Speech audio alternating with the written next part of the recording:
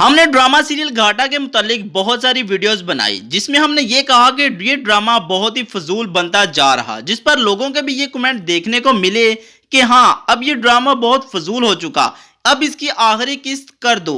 एक कमेंट तो ये भी देखने को मिला कि घाटा ड्रामा में अब घाटा ही हो रहा। स्क्रीन पर इतने ड्रामे कमाल के चल रहे कि देखने वाला भी कंफ्यूज हो जाता कि कौन सा देखें और कौन सा छोड़ा जाए।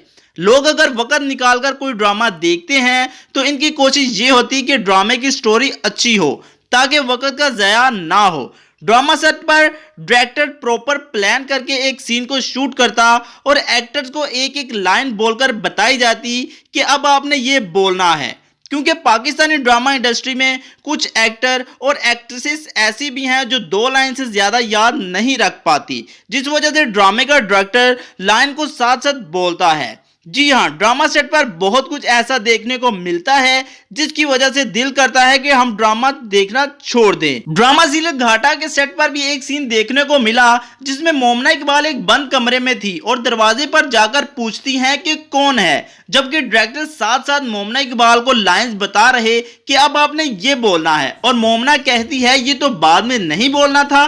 तो दोस्तों, अगर आपने हमारे चैनल को सब्सक्राइब नहीं किया तो जल्दी से सब्सक्राइब कर ले और बेल आइकन को भी प्रेस कर लें, क्योंकि हम ऐसी वीडियोस लेकर आते रहते हैं। कौन हो?